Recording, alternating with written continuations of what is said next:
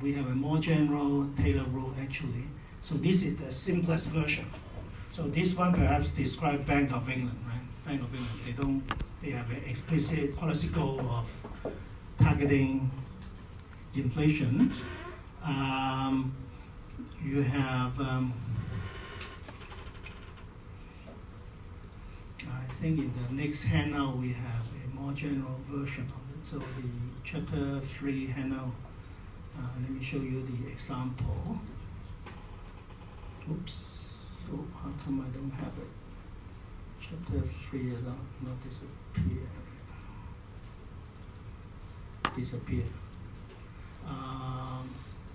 Sorry about that. And let's see here the what?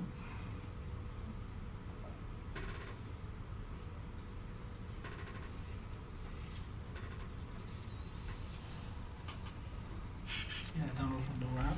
And then here is, let's say this chapter 3 handout. We also have, we should have just example.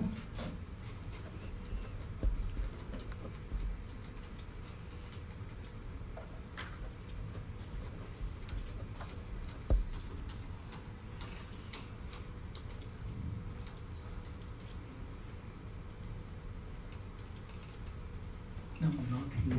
So maybe the other. So chapter 3, yeah. So here the policy rule might look like this. So let's say this is a more general version. Okay, so this might describe the U.S. central bank a little bit better. So let's say this thing, nominal interest rate is set according to this rule.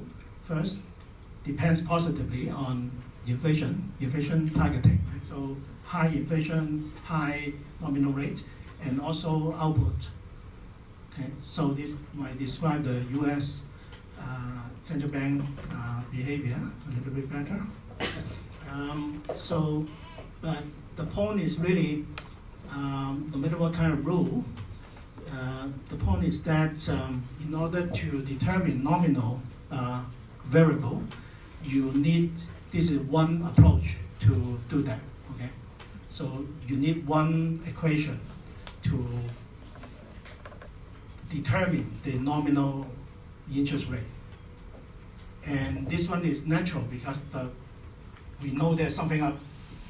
We know central bank, right? So in the real world, there's central bank, and then they try to manipulate interest rate. Right? So this Taylor rule describes the central bank's behavior. Certainly, this is not the only approach. The other approach that I worked out this afternoon, half an hour before the class, was you can do money supply, CIA, and so on without any problem. So let's say here, example 3 and 4. Let me show you the rule. Let's say money supply. Okay, so here you can have, suppose you put money into utility or you use CIA, you get a money demand function. Okay, and then you postulate a money supply rule. A money supply rule might be something like this. So the money supply grow at a constant rate.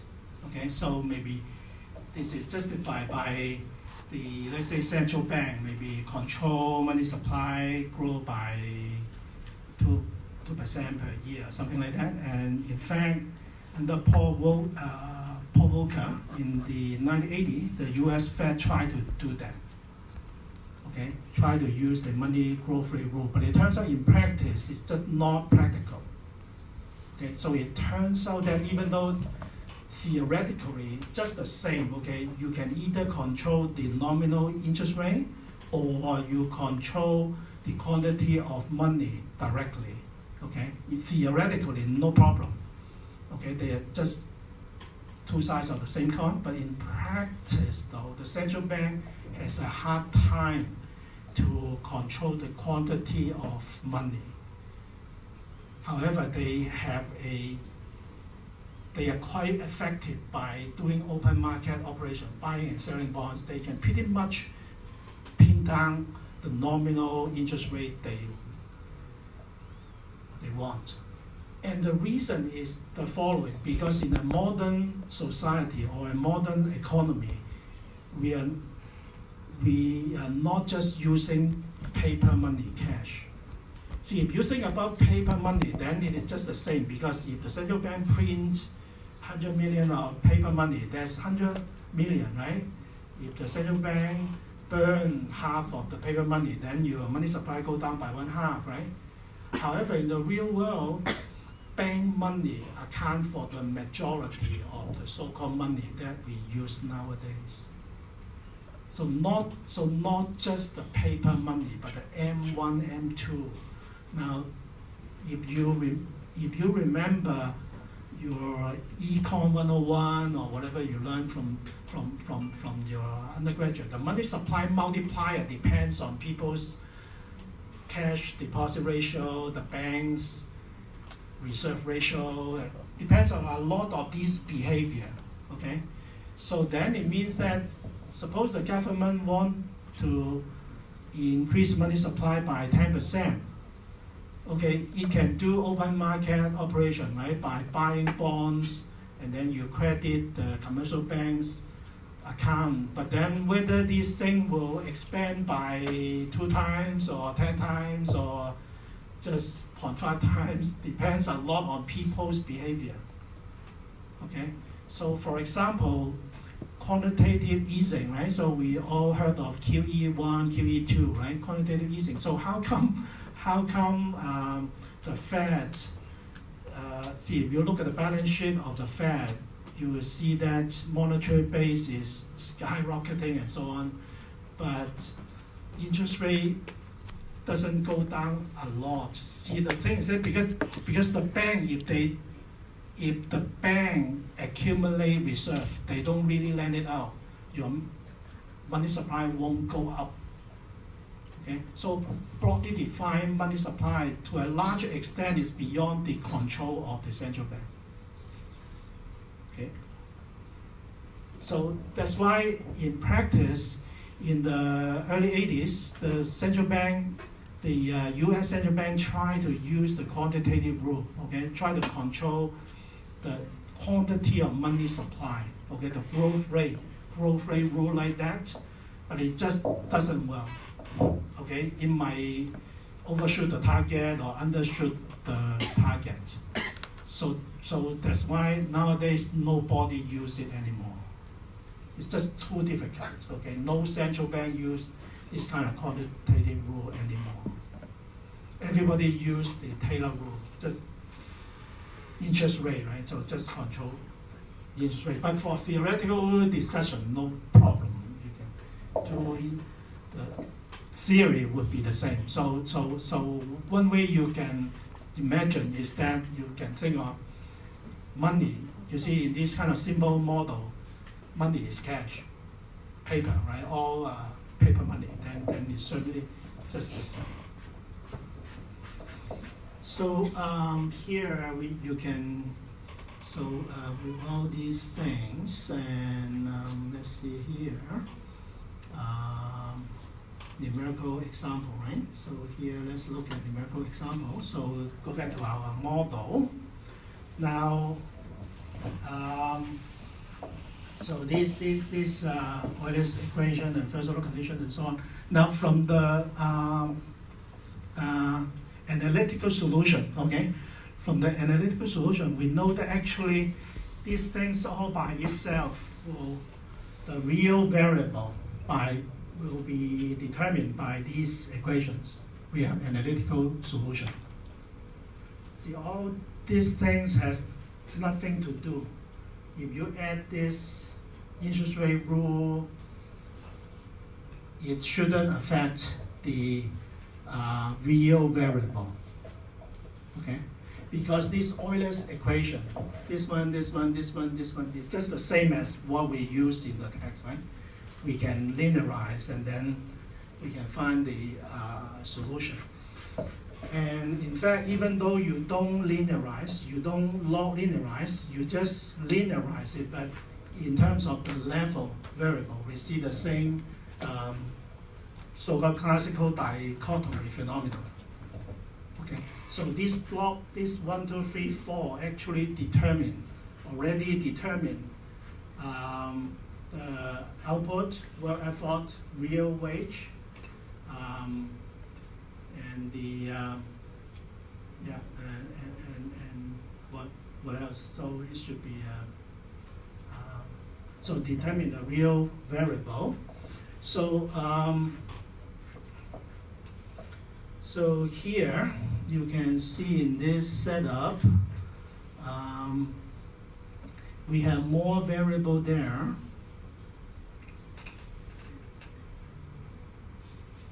So the solution. So the solution is function of the state variable and the shock. Okay. So here basically notice that because the Sims method produce a solution only slightly different from the book.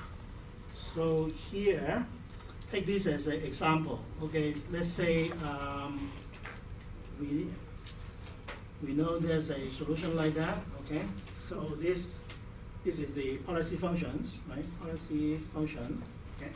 Solution like that.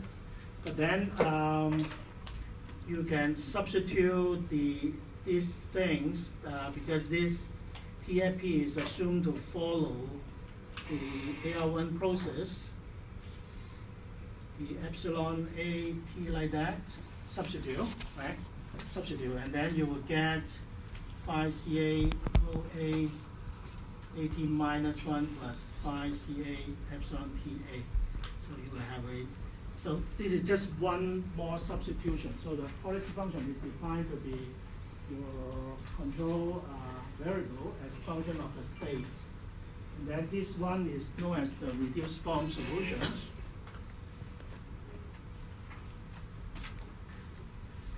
So the difference between the reduced form solution is just one substitution. Right? You just substitute out the law of motion of state variable of the exogenous state variable, and the Sims method find out this directly. So the Sims method that we talked about last time, Sims method.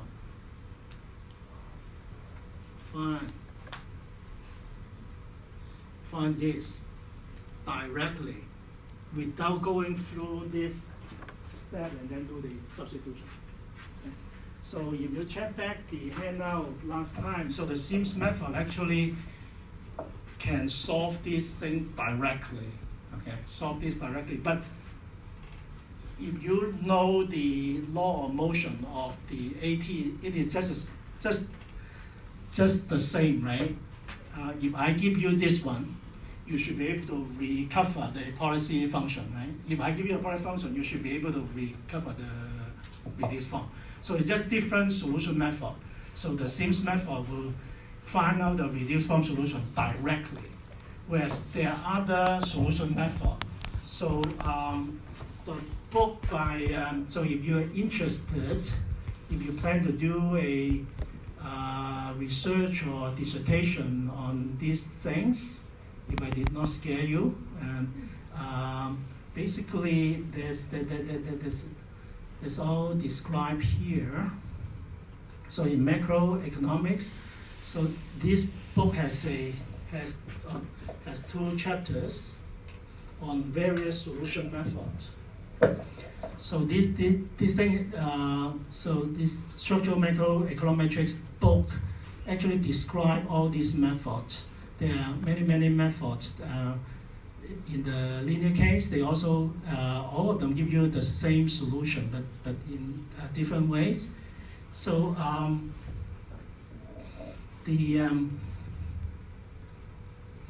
so let's see here I may or may not have it. I probably don't have it here. Let me see.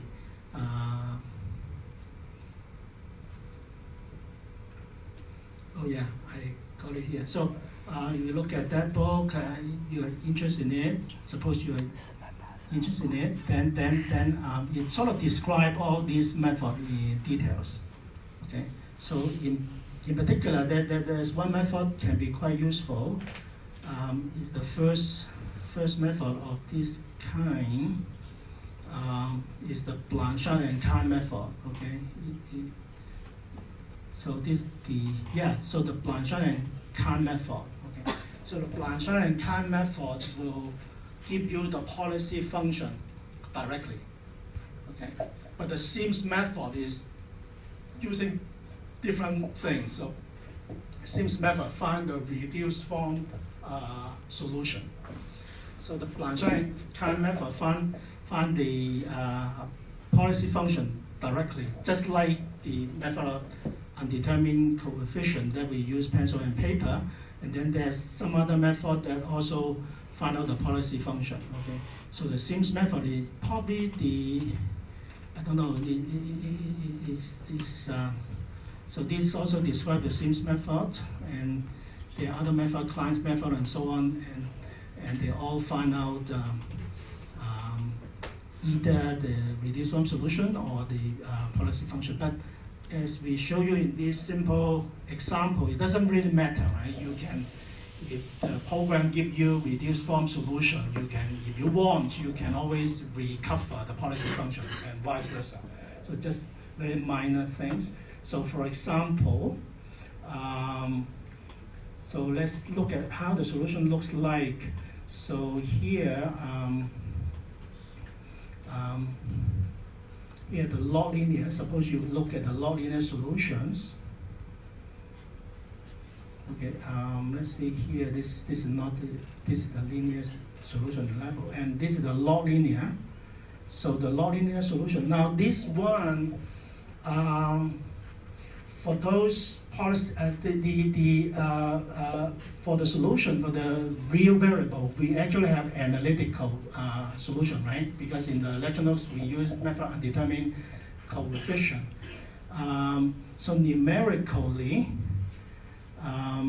we find that out. So the computer program find out the solution like that. Let's say, for example, output y, okay, output y, and then depends on at minus 1, because it sort of substitute, right? At minus 1, and then this is the random shot, and this the absolute A, okay? So this absolute A, and then we actually have closed form solution, okay? So we can. So this one is let's see. This one is in fact the phi YA, okay, the phi NA, and so on. Okay. So this is numerically found out, and we can illustrate. Okay. So we can illustrate because in this example we actually have analytical solution for this phi YA, right? Complicated formula. And then here we can calculate exactly the same. You see, when the computer program solves this, it doesn't use the analytical formula. Okay. So in the, as described in the Ludwig's Hammer, okay, so it's not analytical formula, but for this example, because we actually have the analytical formula, so we can actually check that, and all of them are exactly the same as, so actually the same as the analytical solution. Okay. So now the purpose of this is really just to show you the method works. Okay, so right, so you can trust the computer solution if you apply it to some other model that you don't have analytical solution. But for this particular case, because we have analytical solution, therefore we can show it really works.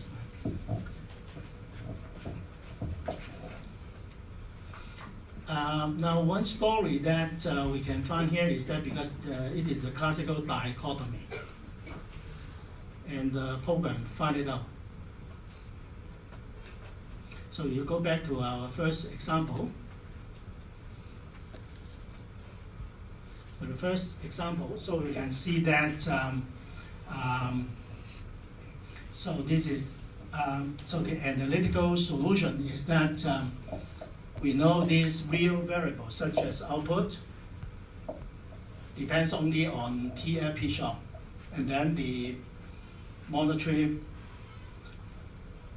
policy shouldn't have any effect on the real variable. And this show up as zero coefficient. So this D minus 1 is the monetary shock. In the model, so in the model, we have this see in the model, you have this log AT, right? So log AT, TFP here, and then log VT. This is the monetary policy shock, log VT here. And then the policy function should be, theoretically, should be, let's say YT, log YT should be a linear function of log AT and also log VT, okay? But for this model, the coefficient of log VT is in fact 0. So it actually, log YT is a linear function of log AT as shown in just like the analytical solution.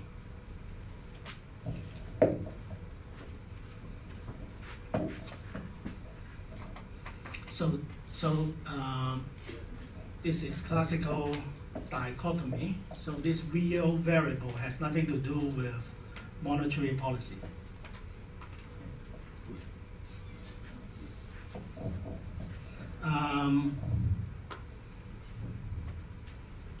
And in practice, so here, all we need to do, so here, this is the .NET program. So you download from the website, okay, and then every time when we use this kind of program, you just follow, use a file to sort of use it as a template, okay, just fill out the detail. This is the simplest way, okay, so this command line, okay, command, and then you define your variable. And here so you set parameter value, right? So beta and so on, those parameter value. And then this is the most important part. You need to write down your set of Euler's equation. So pretty much just like what we write down using pencil and paper. The program, plus 1 means t plus 1. Okay, minus 1 means t minus 1. Without saying anything means time t. Okay, so the program will treat all the variable that has t plus 1 as expectation. Okay, so this means there's a et yt plus 1, and then et dp is the pi, okay, the inflation rate plus 1, okay. So here, the program rely on this plus 1 and minus 1 and so on to find out how many expectational variables are there. Even though in pencil and paper, you can write down a model like, for example, the Euler's equation. If you want, you can write it down like that. Suppose you want to write down your model like this.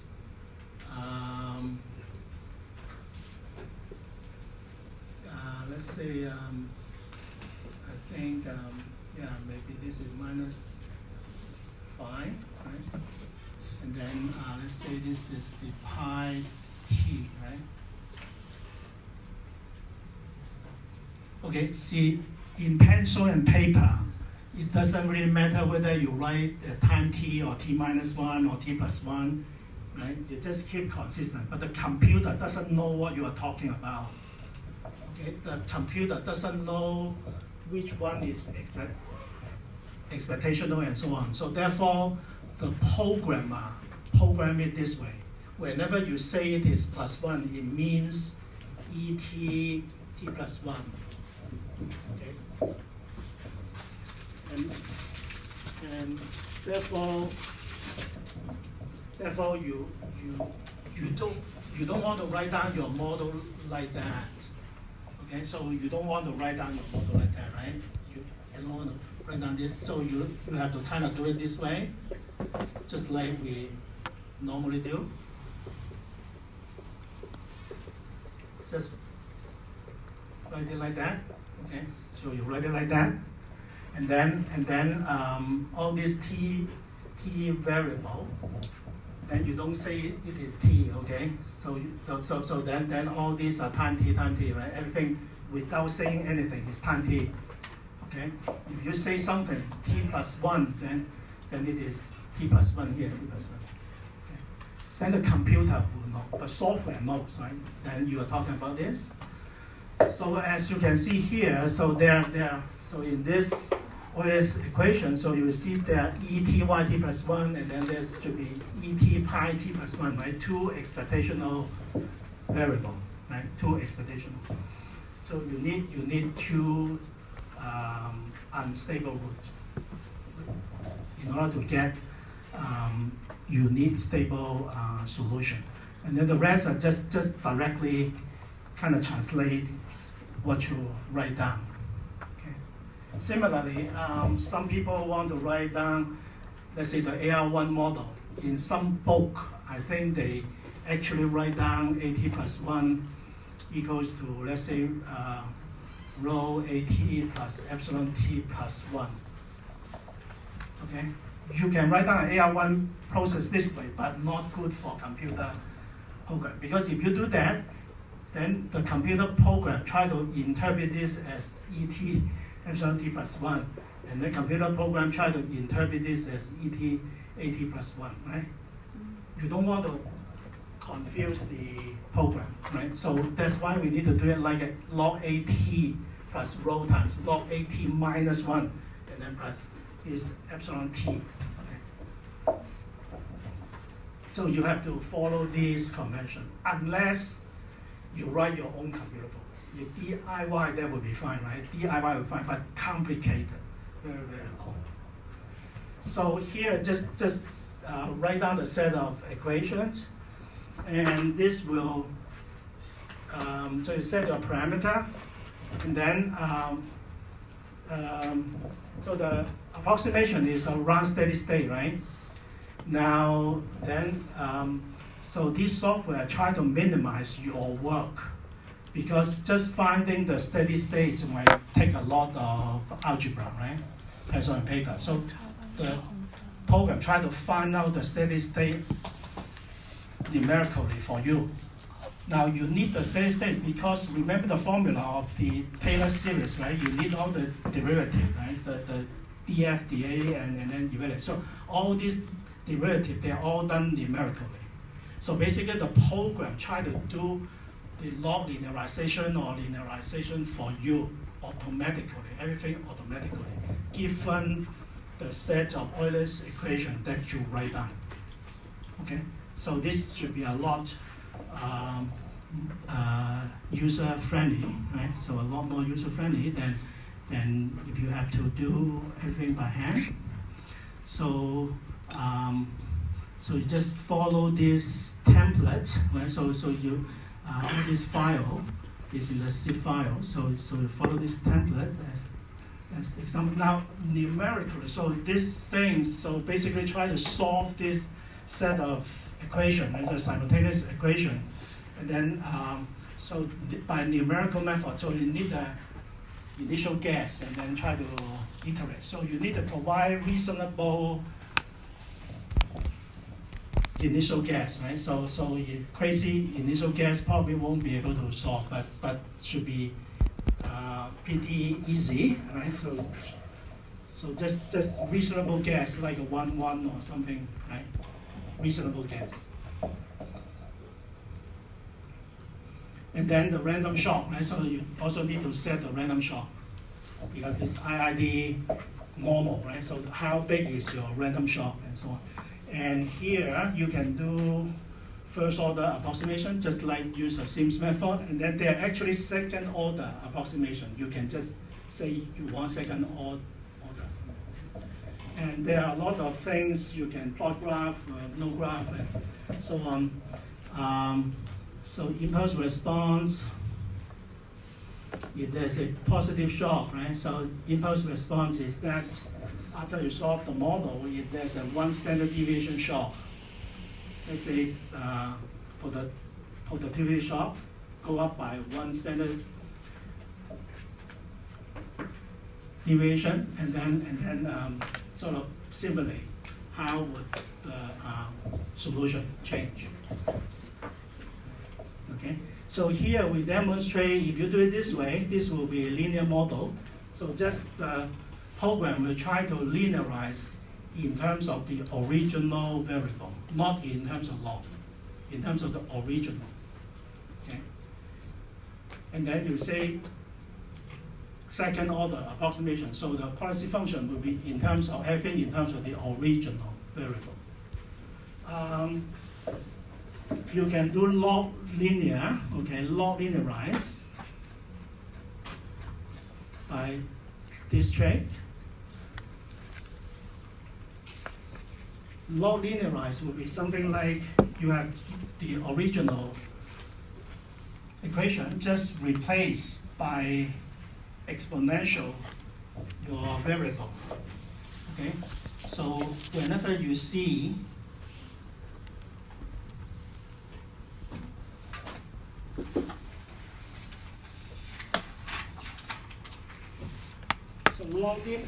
so in the program, just because the so-called log linearization is nothing but just linearize, but in terms of log variable, right? Let's say, suppose you have a production function like this. You got,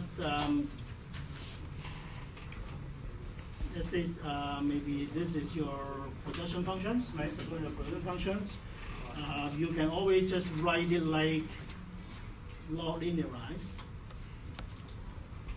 e to the at, and then whenever you see your variable, just replace by e to the power of this log. So where yt is the log of yt, at is the small at is the log of cap at, small nt is the log of cap nt, right?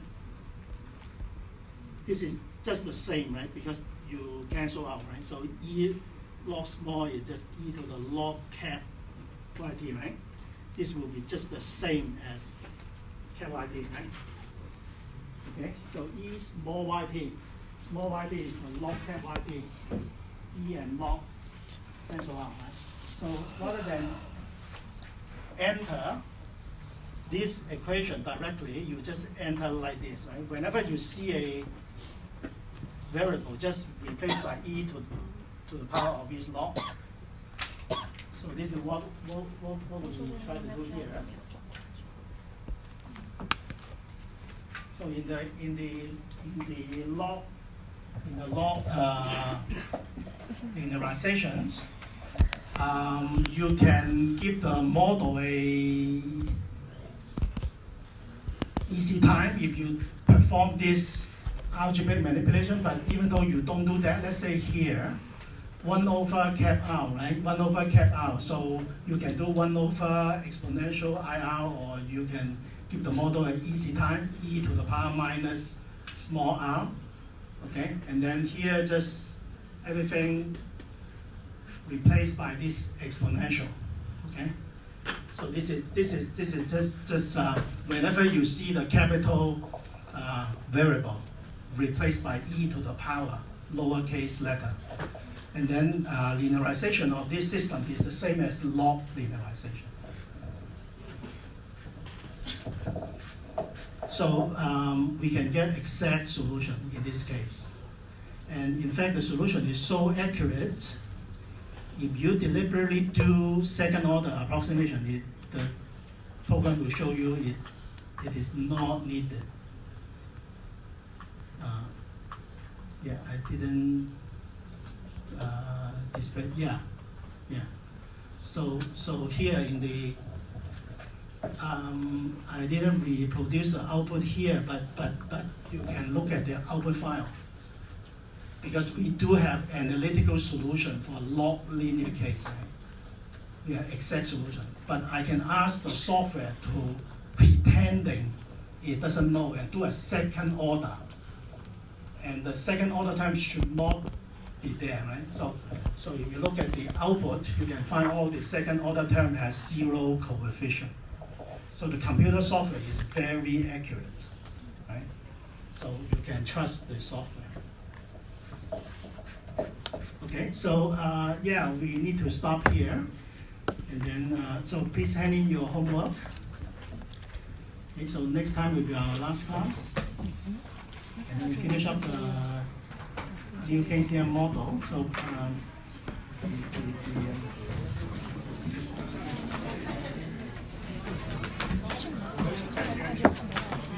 老师家去那个厕所，然后帮我泡上。去什么去？不要去！我现在这个衣服都蹭到里面去了。我刚刚上着怎么觉得这个地方好松啊？夏天的时候更尴尬。要不你们去吧，我在这儿给你们看东西。好，你不上厕所吗？我没有喝过水的。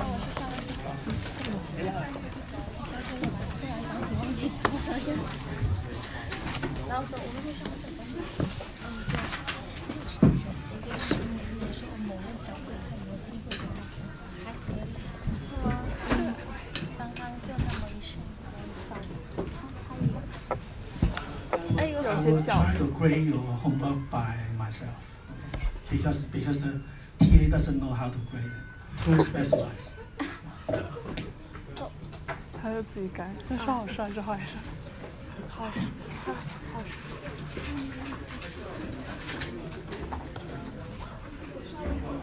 啊，我在这等你们。